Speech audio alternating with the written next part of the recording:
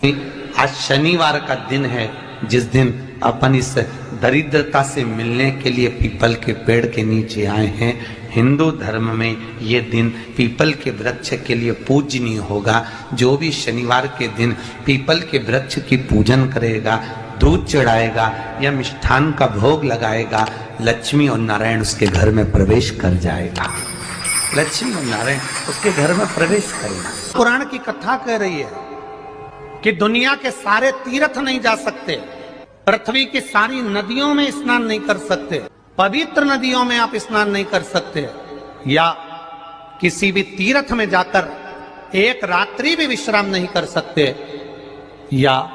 हमने जिंदगी में कोई दान करा ना करा, कोई पुण्य करा ना करा, कोई सत्कर्म करा ना करा, कोई शास्त्र पढ़ा ना पढ़ा, कोई शास्त्र सुना ना सुना, उसके बाद भी शिव महापुराण की कथा कहती है कि एक दिन में अगर मात्र एक बार भी आप शंकर के शिवालय में प्रवेश कर गए या मंदिर में प्रवेश कर गए तो सारे तीर्थ, सारी नदियां, सारे सरोवर, सारी बावड़ी, सारे तालाब, सारे कुंड के स्नान का पुण्य, दान का पुण्य प्राप्त, केवल शिव तत्व को प्राप्त कर लेने। शिव महापुराण की कथा कह रही है कि घर में जो दिया होता है वो दीपक भी कोई साधारण नहीं होता, उस दीपक की भी महत्वता है, उस दीपक का भी वर्णन है। एक बात बहुत अच्छे से सुनिएगा, शायद आपकी जिंदगी को सवार, शायद आपके जीवन को। मेरी जीजियों, मेरे जीजाओं, मेरी बेटियों, बेटाओं, कभी मौका लगे शंकर भगवान के शिवलिंग के पास में आप बैठे हैं, यहां तक शास्त्र कहता है कि घर में अगर किसी को बहुत तेज बुखार आ गया है, बहुत तेज बुखार, और बच्चा उस बुखार में तप रहा है, बहुत तप रहा है, मारा, तुम जिस दिए में भगवान की आरती उतारते हो, जिस दिए से तुम भगवान की पूजन करते हो, कभी मौका लगा और आप पूजन करने के लिए गए, कभी पूजन शंकर भगवान के शिवलिंग के पास में या शंकर भगवान के शिवलिंग के ऊपर कनेर का अगर पीला फूल देखा है ना आप लोगों ने, अरे बोलो तो जम के, देखा है? कनेर का यदि पीला फूल शिवलिंग के आसपास में या शंकर भगवान के ऊपर कहीं रखा हुआ भी दिख जाए, विषम परिस्थिति हो, बहुत हिम्मत ना हारते, कभी भगवान अकेले में एकांत में आप पहुंचे उनके पूजन के लिए, कनेर का पुष्प वहां रखा है, चाहे वो जलाधारी पर रखा हो, चाहे वो शिवलिंग के पास में रखा हो, शिवलिंग पर रखा हो, उस कनेर के पुष्प को अगर आप 5 जगह का स्पर्श कराकर अपने हृदय की बात कहकर वापिस महादेव को समर्पित कर देते हो तो भी मेरा महादेव तुम्हारे दुख का निवारण कर देगा। अब वो 5 स्थान, पहला गणेश जी का जो स्थान होता है वह जगह, दूसरा षडानंद कार्तिक, तीसरा अशोक सुंदरी वाला स्थान, चौथा जलाधारी जो ऊपर से बूंद बूंद जल नीचे गिरा रही है, जया, विषहरा, शामली बारी, दौतली, देव, शंकर जी की 5 बेटियों का, और 5वें नंबर का है शंकर भगवान के, जो कैसे वर्णन किया जाए, त्रिशूल के 3 भाग होते हैं। करें दर्शन आप लोगों ने, जैसे सामने त्रिशूल लगा है, इस त्रिशूल के ऊपर देखेंगे तो 3 भाग दिख रहे हैं, नजर आ रहे हैं सबको? त्रिशूल का जो 3 भाग होता है,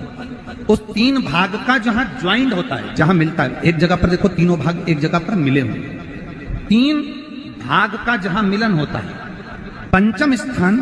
ये 5वां स्थान, यहां पर स्पर्श कराकर शिवलिंग पर अपनी कामना कर श्री शिवाय नमस्तुभ्यम कहकर बाबा से अपने मन की बात कहकर जो समर्पित कर देता है, हम 3 महीना भी नहीं कहेंगे, हम तो कहेंगे अगर ज्यादा दुख है 3 दिन इंतजार करना, मेरा बाबा उस दुख को मिटाए। 3 महीना बहुत दूर, पर करना है दिल से। और कई तरह के दीपक होते हैं, दीपक का भी विधान वर्णन किया गया, उस दिए का भी वर्णन किया गया। यहां तक शास्त्र कहता है कि घर में अगर किसी को बहुत तेज बुखार आ गया है, बहुत तेज बुखार, और बच्चा उस बुखार में तप रहा है, बहुत तप रहा है, तुम जिस दिए में भगवान की आरती उतारते हो, जिस दिए से तुम भगवान की पूजन करते हो, उस दिए की बत्ती को नीचे डाल दीजिए और उस दिए को पानी की बाल्टी में धो दीजिए। कौन सी बाल्टी में? जिस बाल्टी के पानी से आप बच्चे को स्नान करा सकते, केवल भगवान पर से ले जाकर, पास में से ले जाकर उस बाल्टी में थोड़ी देर डाल दो और उस बाल्टी के पानी से उस बच्चे को स्नान करा दीजिए। 15 से 20 मिनट, आधा घंटा लगेगा बच्चे का। बड़ी बेचैन दिख रही हो तुम, क्या बात है? पार्वती जी कहती है देवव्रत कश्मीर प्रदेश का एक भक्त देवव्रत बेलपत्री के वृक्ष के नीचे बैठकर आपका मंत्र जाप कर रहा है। मैं आपको जगाना नहीं चाहती थी, पर बेलपत्री के वृक्ष के नीचे लक्ष्मी झाड़ू लगाती है, सरस्वती वीणा बजाती है, इंद्राणी उस बेलपत्री के वृक्ष के नीचे जल का सिंचन करती है, 33 कोटि देवी देवता उस बेलपत्री के वृक्ष की जड़ में विराजमान होते हैं। इसलिए देवव्रत एक बार पंचाक्षर मंत्र बोलता है तो वो 33 करोड़ बार गिना जाता है। ऐसा बेलपत्री का वृक्ष होता है। बेलपत्री के वृक्ष के नीचे एक बार अगर भगवान का नाम लिया जाता है तो वो 33 करोड़ बार, 33 कोटि बार गिना जाता है। एक मंत्र केवल नमः शिवाय, ओम नमः शिवाय, नमः शिवाय, ओम नमः शिवाय। फिर वही वाली बात आ गई जो पहले कथा में कहा, अपने लिए अच्छा वाला घी छाट के लाना, अच्छी कंपनी का लाना, और जब यज्ञ करने बैठे, पूजन करने बैठे, हवन करने बैठे, भगवान का तुम पाठ पूजन करवाई, पूजा वाले दुकान पे बोलना कि पूजा का घी चाहिए। तो वो पूजा का सामान बेचने वाला भी चतुर था, उसने पूजा का ही घी दिया। तो इन्होंने पूछा भैया ये घी कितने का? तो क्या 80 रुपए का? तो 80 रुपए का आधा किलो? तो क्या पूजा का है? भारत की भूमि पर इस मृत्यु लोक में पूरे विश्व में ऐसे कई घर हैं जिनके घर में गुजारा करने के भी आफत है, पहनने के कपड़े नहीं, किसी के यहां पर भोजन नहीं, किसी के यहां जमीन नहीं, किसी के यहां दुकान नहीं, कोई पूरी जिंदगी किराए के मकान में निकाल देता है। नहीं, मेरा एक निवेदन है, इस कथा को जितने छत्रपति संभाजी नगर के श्रोता भाई बहन श्रवण कर रहे हैं उनसे निवेदन करूंगा, आप हाथ का ठेला लगा रहे हो, सब्जी का ठेला लगा रहे हो, फल का ठेला लगा रहे हो, धक्के की जिंदगी जी रहे हो, दरवाजे पर बैठे हो, कहीं ना कहीं तुम दास्य भाव की जिंदगी जी रहे हो, तकलीफ में जिंदगी जी रहे हो, बहुत दुख की जिंदगी जी रहे हो, बहुत कष्ट की जिंदगी जी रहे हो, उनसे केवल निवेदन करूंगा 3 महीने 2 जगह पर जल चढ़ाना प्रारंभ कर दीजिए, केवल 3 महीने। एक शंकर भगवान के शिवलिंग पर, दूसरा बेलपत्री के पेड़ के नीचे। 2 जगह पर जल चढ़ाना 3 महीने लगातार चालू कर दो, बाबा तुम्हारा हाथ पकड़कर तुम्हें उन्नति की सीढ़ी पर चढ़ा देगा। हमें कोई चमत्कार करना नहीं आता, और ना हम कोई तंत्र विद्या या मंत्र विद्या जानते हैं, ना हमारे पास में बेल है, ना हमारे पास में भभूति है, हमारे पास में तो केवल शिव का नाम है। आप श्री शिवाय नमस्तुभ्यम बोलो, ओम नमः शिवाय बोलो, नमः शिवाय बोलो, चाहे महामृत्युंजय मंत्र बोलो, उसका स्मरण करते करते भगवान शंकर के शिवलिंग पर जल, और उसी पात्र में जो जल तुमने शंकर जी को चढ़ाया है उसमें से बचा हुआ थोड़ा सा जल बेलपत्री के पेड़ के नीचे चढ़ाना प्रारंभ कर दो। अलग से बेलपत्री के पेड़ के नीचे चढ़ाने के लिए अलग से लोटा भर के जल जरूरत नहीं पड़ेगी। जो तुमने शिव जी को जल चढ़ाया, जो तुमने देवादिदेव महादेव को जल चढ़ाया, बस उसी पात्र का जल शंकर जी को चढ़ाओ, उसमें से बचा हुआ थोड़ा सा जल बेलपत्री के वृक्ष के नीचे चढ़ाना प्रारंभ करना। कौन सा बेलपत्री का वृक्ष? जिसकी छाया आपके ऊपर आ रही है। शिव महापुराण बड़ी सुंदर बात कहता है, ध्यान दीजिएगा। जिस बेलपत्री का पौधा तुम्हारे सिर का, और ये दोनों हाथ ऊपर कर लो, अपन खड़े हुए और खड़े होकर दोनों हाथ ऊपर करे, इतना बड़ा बेलपत्री का पौधा है, उस बेलपत्री के पौधे की पत्ती को कभी तोड़कर शंकर जी को नहीं चढ़ाना चाहिए। ध्यान रखना, कितना बड़ा पौधा। आप खड़े हो जाओ और खड़े होने के बाद आपका हाथ ऊंचा कर लेना, इतना बड़ा पौधा है, उस पौधे की पत्ती बेलपत्री को तोड़कर शंकर भगवान को कभी नहीं चढ़ाना। शंकर भगवान को उस बेलपत्री को, उस वृक्ष की पत्ती को तोड़ना चाहिए जो वृक्ष तुम्हारे हाथ से थोड़ा सा ऊंचा हो, जिसके लिए तुम्हें हाथ और ऊंचा करना पड़ रहा हो। जैसे एक बच्चा अपनी मां की गोद में बैठने के लिए दोनों हाथों से उचकता है, आवाज लगाता है, उचकता है, आवाज लगाता है, हाथ ऊपर करता है, तो मां उस बच्चे को गोदी में ले लेती है। उसी तरह उस बेलपत्री के वृक्ष की पत्ती तोड़ना चाहिए जिसने थोड़ी उन्नति कर ली हो, जो थोड़ा ऊंचा हो गया हो, तुम उसको पाने का प्रयास करो तो भगवान भी तुम्हें अपनी गोदी में ले ले। ऐसे वृक्ष की तुम छोटा सा पौधा, बिल्कुल जरा सा पौधा, उसी की पत्ती तोड़कर महादेव को चढ़ाओ। यदि बेलपत्री का पेड़ आपके यहाँ है और मान लो कई लोग बेलपत्री गमले में लगाते हैं या छत के ऊपर लगा देते हैं, बेलपत्री का वृक्ष जो होना चाहिए वो घर के ठीक पीछे पीछे,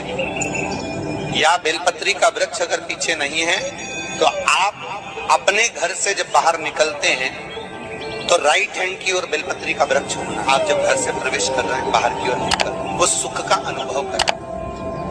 यदि घर से निकलते समय बेलपत्री का पेड़ लेफ्ट में अगर आता है, आप जिस घर से निकल रहे हो लेफ्ट में अगर बेलपत्री का पेड़ आता है तो आप 1 रुपए कमाएंगे, 1.25 रुपए खर्च होगा, पैसा हाथ में टिकेगा नहीं। घर में 10 लोग भी कमा रहे हैं तो पैसा घर में दिखेगा नहीं, आएगा जरूर, सारे काम होंगे पर टिकेगा नहीं। यदि लेफ्ट राइट भाग का बेलपत्री का वृक्ष घर में लगाओ तो घर के पीछे के हिस्से में लगाओ, और ऐसी जगह नहीं लगाना कि जहां पर बेलपत्र में गंदा पानी जाए या कोई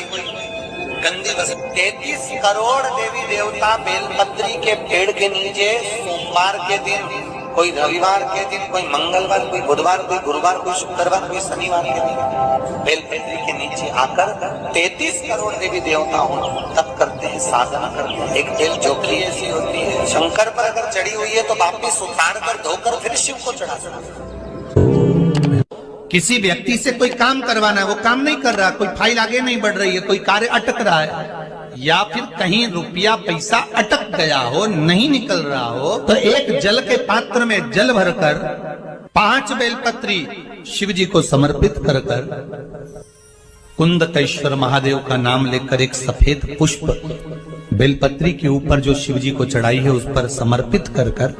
जल जो लेकर गए हो, अपनी उस कामना को कर कि मेरा ये कार्य अटक रहा है, ये कार्य नहीं हो रहा, कुंदकेश्वर महादेव का नाम लेकर धीरे धीरे जल की धार चढ़ाइए। और एक बात हमेशा याद रखना, फिर निवेदन कर रहे हैं, अच्छे से समझ लेना, शंकर जी पर जब जल चढ़ता है, शिव जी का जब अभिषेक होता है, शंकर जी पर जब जल चढ़ाया जाता है, दूध चढ़ाओ, जल चढ़ाओ, कुछ भी चढ़ाओ, पर एक बात का स्मरण अपने जीवन में होना कि इतने ऊपर से मत चढ़ाना कि जल चढ़े और छींटे आपके ऊपर। बहुत ध्यान दीजिएगा। हाँ, तो यहाँ तक वर्णन करा गया है कि शंकर जी का जल चढ़ा हुआ जहां से बहकर जाता है ना, उसको लांगा तक नहीं जाता।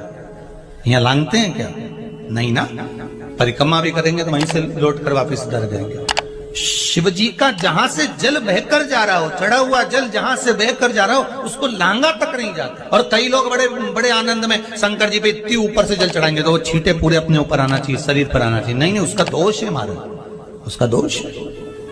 आप भगवान को अगर जल चढ़ाओ, दूध चढ़ाओ, तो मान लो अगर जैसे एक सरल भाषा में समझ लो और अच्छे से, कि जैसे ये शिवलिंग है शंकर जी का, ये शिवलिंग है, और आप जल चढ़ा रहे हो तो इतनी ऊपर से छोड़ोगे तो पानी का छींटा तो अपने ऊपर आएगा, पर वही जल, वही दूध, वही सामग्री आप शिवलिंग से थोड़ा